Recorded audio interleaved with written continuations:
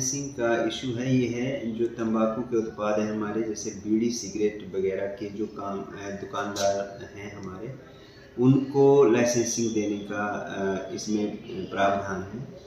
Major issue ये है हमारा कि बीड़ी सिगरेट खुले में ना बिके और जो भी विक्रेता है वो लाइसेंस्ड हो। इसमें जो जितने भी कोडपा के प्रावधान हैं वो हम लागू कर रहे हैं।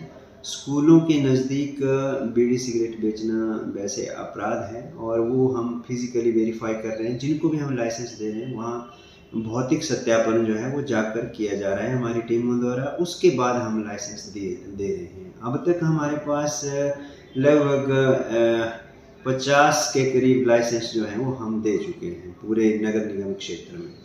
नहीं, इसके नहीं मानने का तो प्रश्न ही नहीं उठता। अगर कोई अवैध इस तरह से कोई अपना कारोबार कर रहा है तो बहुत भारी जुर्माने का प्रावधान है जो 15,000 रुपये से शुरू होता है।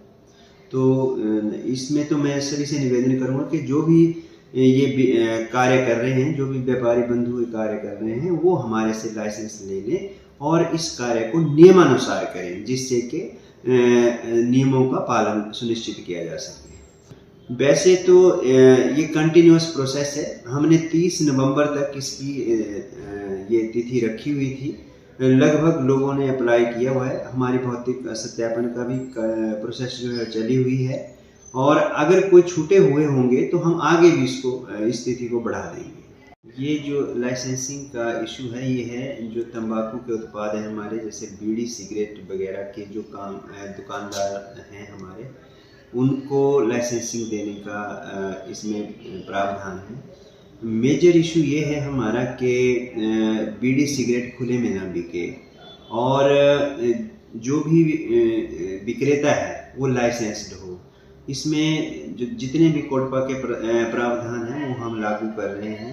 स्कूलों के नज़दीक बीड़ी सिगरेट बेचना वैसे अपराध है और वो हम फिज़िकली वेरीफाई कर रहे हैं। जिनको भी हम लाइसेंस दे रहे हैं वहाँ भौतिक सत्यापन जो है वो जाकर किया जा रहा है हमारी टीमों द्वारा, उसके बाद हम लाइसेंस दे रहे हैं। अब तक हमारे पास लगभग 50 के करीब लाइसेंस जो है वो हम दे चुके हैं पूरे नगर निगम क्षेत्र में।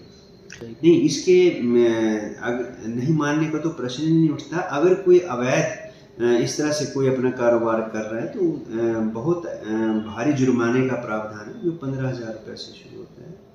तो इसमें तो मैं सभी से निवेदन करूँगा कि जो भी ये कार्य कर रहे हैं, जो भी व्यापारी बंधु कार्य कर रहे हैं, वो हमारे से लाइसेंस ले लें और इस कार्य को नियमानुसार करें, जिससे कि नियमों का पालन सुनिश्चित किया जा सके। वैसे तो ये कंटिन्यूअस प्रोसेस है। हमने 30 नवंबर तक इसकी ये तिथि रखी हुई थी। लगभग लोगों ने अप्लाई किया हुआ है। हमारी भौतिक सत्यापन का भी प्रोसेस जो है चली हुई है और अगर कोई छूटे हुए होंगे तो हम आगे भी इस तिथि को बढ़ा देंगे।